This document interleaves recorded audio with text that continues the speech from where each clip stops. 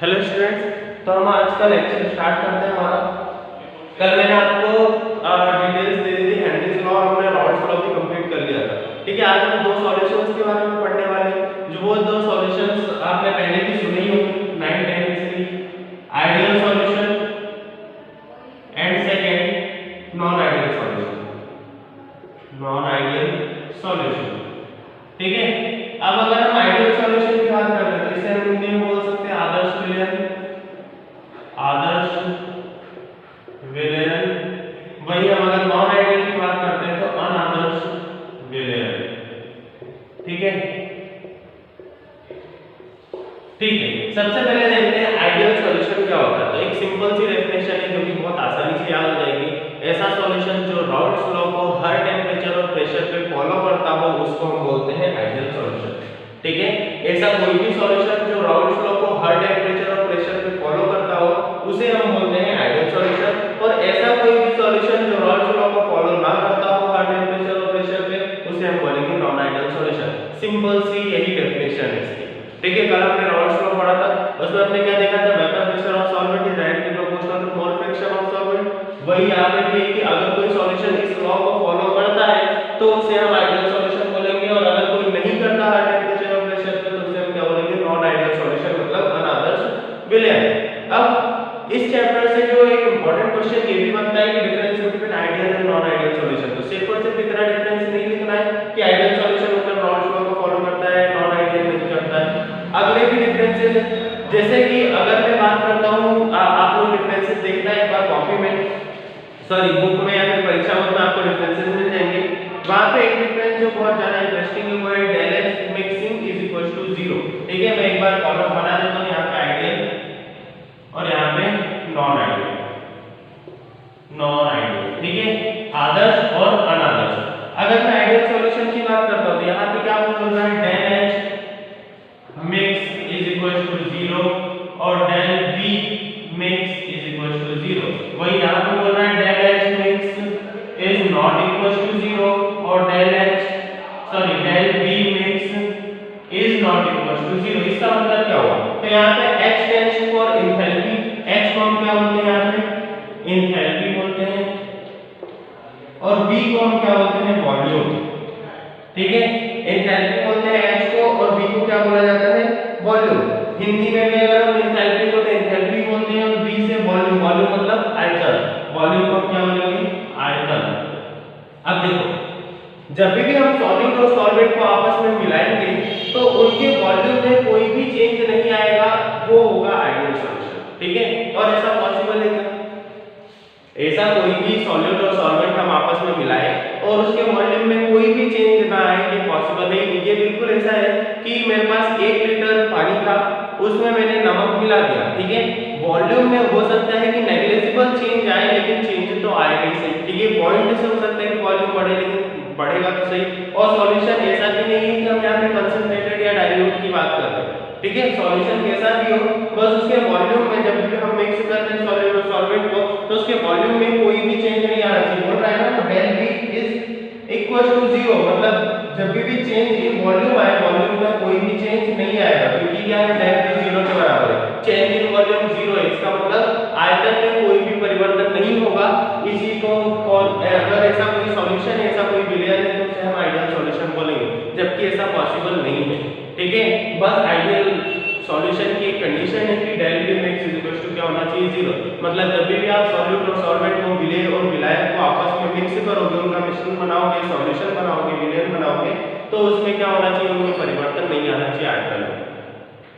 Second क्या है, del H mix is equals to 0। del H mix is equals to 0 का मतलब क्या है कि एंथैल्पी में भी कोई चेंज नहीं आना चाहिए। Change in enthalpy is equals to 0। Enthalpy मतलब टोटल हीट कंटेंट जो है, जब मैं सॉलिड और सॉल्वेंट को मिलाऊंगा तो थर्मोडायनामिक्स से आपको 11th में समझाया गया होगा कि जब भी हम मिलाते हैं तो उनमें हीट एक्सचेंज होती है। तो यहाँ पे उसमें क्या हो रहा है, हीट कंटेंट भी क्या होना चाहिए, 0।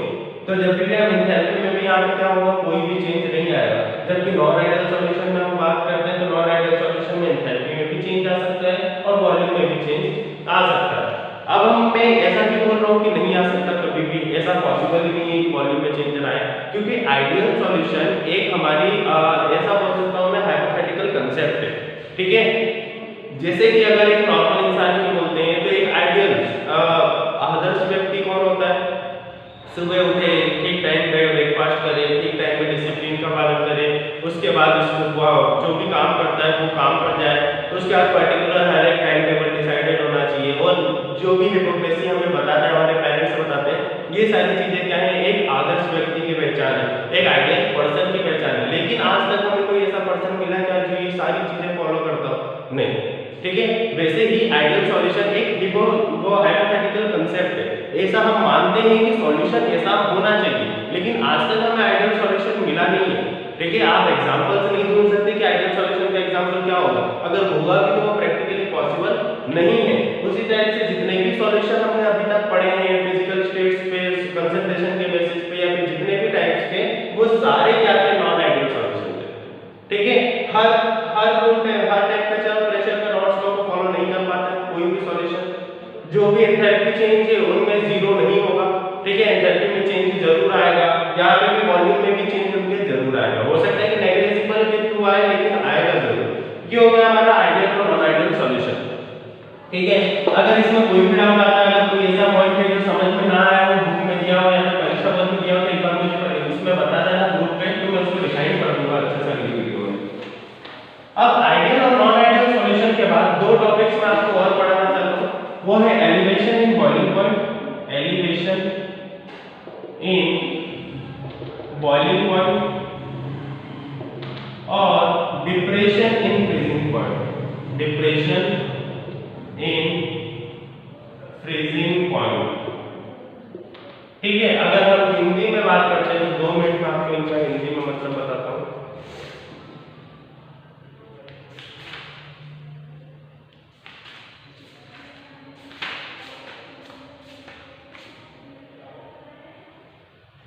ठीक है, डिप्रेशन इन फ्रीजिंग पॉइंट को बोला जाता है हिमांक में अवनमन, हिमांक में अवनमन। ये क्या हो जाएगा हमारा? Depression in freezing point. अब एलिवेशन इन बॉइलिंग पॉइंट की अगर हम बात करते हैं,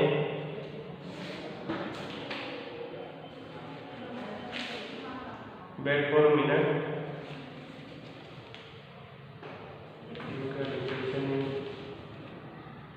क्वथनांक में उन्नयन, क्वथनांक में उन्नयन। ठीक है, ये तो मैं एक्सपेक्ट भी नहीं कर सकता था कि ऐसा कुछ होगा इसका हिंदी ट्रांसलेशन। ठीक है, एलिवेशन इन बॉइलिंग पॉइंट और depression in freezing point. Elevation का मतलब होता है बढ़ना, डिप्रेशन का मतलब होता है कम होना। अब यहाँ पे जो इनका मतलब है वो तो ये है। ठीक है, बॉइलिंग पॉइंट क्या होता है, तो मैं आपको एक बार डेफिनेशन रिवाइज कर देता हूँ, आप सबको पता ही होगी।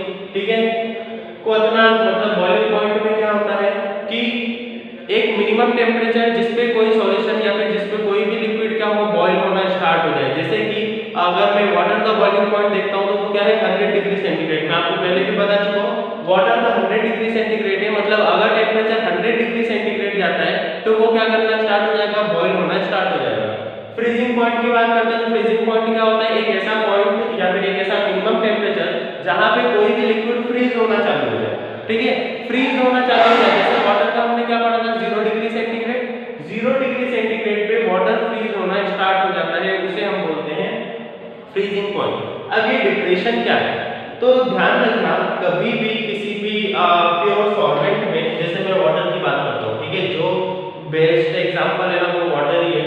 मैं बताता हूँ यहाँ पे बॉइलिंग पॉइंट पहले हम पढ़ते हैं। ठीक है, मान लीजिए एक स्केल है 5, 10, 20, 50, 70, 100, और यहाँ पे मैं कम कर देता हूँ 101, 105, 110, कुछ इस टाइप से क्या बनेंगे स्केल। ये टेम्परेचर है ना, 5 डिग्री सेंटीग्रेड, 10 डिग्री, 20, 50, 70, इस टाइप से टेम्परेचर है।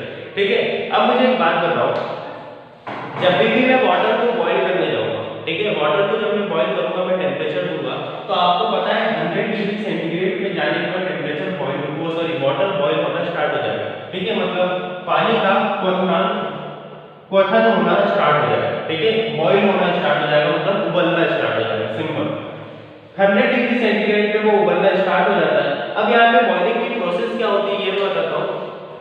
जैसे ही वाटर को हम टेम्परेचर देते हैं तो वाटर का हर एक मॉलिक्यूल उस टेम्परेचर को गेन करता है। टेम्परेचर को गेन करने के बाद हर एक मॉलिक्यूल के पास इतनी एनर्जी आ जाएगी वो फ्रीली मूव कर पाए, तब जाके वो बॉयल होना स्टार्ट होता है और ये 100 डिग्री सेंटीग्रेड पे होता है। अब ये मानो कि मैं उसी वाटर में थोड़ी सी चाय पत्ती डाल देता हूँ, ठीक है, और दूध डाल देता हूँ। अब मुझे बताओ कि वो 100 डिग्री पे बॉयल होना स्टार्ट होगा, 70 पे हो जाएगा या 101 या फिर 105 जाएगा? ठीक है, थोड़ा गैस करो, थोड़ा इसको सोचो, पॉज कर देना वीडियो अगर हो तो पॉज करके इसके बारे में सोचना कि अगर हम वाटर में कुछ ना कुछ मिला देते हैं तब उसका बॉइलिंग पॉइंट बढ़ेगा या कम होगा? अगर कम होगा तो क्यों कम होगा, ज्यादा होगा तो क्यों ज्यादा होगा? देखो 100 डिग्री सेंटीग्रेड तक था जब प्योर वाटर था, अब मैंने उसमें कुछ और चीजें मिला दी तो अब उनके भी मॉलिक्यूल्स टेम्परेचर को गेन करेंगे, टेम्परेचर को गेन करेंगे तो इसलिए हमें टेम्परेचर बढ़ाना पड़ेगा, ठीक है, या फिर मैं बोल सकता हूँ कि टेम्परेचर ज्यादा लगेगा उसको बॉईल करने में, ठीक है। इसी को बोला जाता है एलिवेशन इन बॉइलिंग पॉइंट। जब भी आप किसी प्योर सॉल्वेंट में कुछ भी सॉल्यूट मिलाते हो, इम्प्योरिटीज मिलाते हो तो वो भी टेम्परेचर को गेन करती है और बॉइलिंग पॉइंट को, सॉल्वेंट की बॉइलिंग पॉइंट को बढ़ा देती है। इसे बोला जाता है क्या? Elevation in boiling point. 100 degree centigrade से अगर मैंने उसमें चाय पत्ती डाल दी है, इसका मतलब चाय पत्ती के मॉलिक्यूल्स भी हीट को गेन करेंगे, इसलिए यहां से टेम्परेचर उसका बढ़ेगा। वो कहीं 101 भी जा सकता है, 102 भी और 105 भी, लेकिन यहाँ पे क्या हो रहा है, टेम्परेचर बढ़ रहा है, इसलिए इसको मैं क्या बोलता हूँ, एलिवेशन इन बॉइलिंग पॉइंट, क्वथनांक में उन्नयन, ठीक है। आई होप बहुत अच्छे से समझ में आ गया होगा, बहुत सिंपल सा एग्जांपल था ये, ठीक है। अगर समझ में नहीं आया तो मुझे बता देना, मैं दूसरे एग्जांपल से अगली वीडियो में समझा दूंगा, ठीक है। अब एक छोटा सा अलग एग्जांपल लेते हैं, 10 9 8 7 6 5, सॉरी ये तो मैंने काउंटिंग बड़ी ले ली, सिंपल काउंटिंग लेते हैं, 10 5 0 degree centigrade, 1 degree centigrade, 5 degree centigrade, 3 degree centigrade, गलत कर रहा हूं, हाँ, -1 -5 और -3, ठीक है। जैसे जैसे मैं ऊपर जाते जा रहा हूँ टेम्परेचर कम होता जा रहा है, ठीक है, ये याद रखना होगा। अब देखते हैं यहाँ पे क्या होता है, डिप्रेशन इन फ्रीजिंग पॉइंट। तो मैं क्या बोल रहा था कि वाटर को जब मैं जमाऊंगा तो वाटर क्या करेगा, वहां पे वाटर को जब भी मैं जमा रहा हूँ उसको फ्रीज करूंगा तो 0 डिग्री सेंटीग्रेड पे वो फ्रीज हो जाएगा, मतलब 0 डिग्री सेंटीग्रेड में वो हिमांक बन जाएगा, हीम बन जाएगा, ठीक है। अगर 0 डिग्री सेंटीग्रेड पे वो फ्रीज हो जाता है, अब मैं क्या करता हूँ, सेकंड उसमें थोड़ी सी शक्कर डाल देता हूँ और थोड़ा दूध डाल देता हूँ और उसको फिर जमाने के लिए रखता हूँ, ठीक है। अब मुझे बताओ कि वो जल्दी फ्रीज होगा, मतलब 0 डिग्री सेंटीग्रेड पे फ्रीज हो जाएगा या -1 डिग्री पे होगा या -5 पे होगा या 5 पे हो जाएगा? कोई इसके बारे में नहीं सोचना। जैसा कि एलिवेशन में वो हीट को गेन कर लेते हैं, यहाँ पर जैसे हीट रिलीज होगी तो जब भी हम कोई सॉल्यूट उसमें मिला देंगे तो उसका जो टेम्परेचर है वो टेम्परेचर -1 -5 पे ना जाते हुए 2 या 3 पे ही, मैं 5 पे यहाँ पे बात कर रहा हूँ, 5 पे ही क्या हो जाएगा, वो जम जाएगा, ठीक है। मतलब आपको पता भी होगा वाटर को जमने में ज्यादा टाइम लगता है, जबकि अगर मैं बात कर रहा हूँ यहाँ पे आइसक्रीम को जमाने में तो उसमें कम टाइम लगता है, ठीक है। तो इस टाइप से क्या होगा, हमारा 0 डिग्री सेंटीग्रेड है, अगर 0 डिग्री सेंटीग्रेड से 5 डिग्री सेंटीग्रेड की मैं बात करूँ, 0 डिग्री पे वो जम जाता है। अब टेम्परेचर को अगर मैं और ज्यादा बढ़ाऊंगा वहां पे, ठीक है, तो वो क्या होगा, -1 -5 -3 तक जाएगा, लेकिन टेम्परेचर को कम करूंगा तो वो क्या होगा, 1 2 3 पे आएगा। इसलिए आइसक्रीम जल्दी जम जाती है क्योंकि उसमें सिर्फ और सिर्फ वाटर नहीं रहता, अदर सॉल्वेंट, अदर सॉल्यूट्स भी रहते हैं, अदर इम्प्योरिटीज भी रहते हैं, जैसे कि मिल्क और शुगर। तो इस टाइप से क्या होता है, यहाँ पे क्या होता है, फ्रीजिंग पॉइंट उसका 0 था वाटर का, लेकिन सॉल्यूट को मिलाने के बाद फ्रीजिंग पॉइंट कम हो गया, 5 हो गया, इसलिए इसको हम क्या बोलते हैं, डिप्रेशन इन फ्रीजिंग पॉइंट। आया समझ में? जब भी फ्रीजिंग पॉइंट अगर कम होता है तो उसको हम डिप्रेशन इन फ्रीजिंग पॉइंट बोलते हैं, जो कि मैंने आपको यहाँ पे एग्जांपल बताया इसी, और एलिवेशन इन बॉइलिंग पॉइंट का भी हमने एग्जांपल देख लिया। अगर दोनों में से किसी में भी डाउट हो तो आप मुझसे अगले ग्रुप पे पूछ सकते हैं, तो अगली वीडियो में मैं उसको एक्सप्लेन कर दूंगा। अगला लेक्चर जब भी हम करेंगे तो उसमें ऑस्मोसिस और डिफ्यूजन पढ़ने वाले हैं, एक अच्छी सी मेथड, एक बर्कले-हार्टले मेथड प्रक्रिया है, तो वो भी हम समझेंगे, ठीक है। तो अगले लेक्चर में हम इस चैप्टर को एंड कर देंगे। Thank you.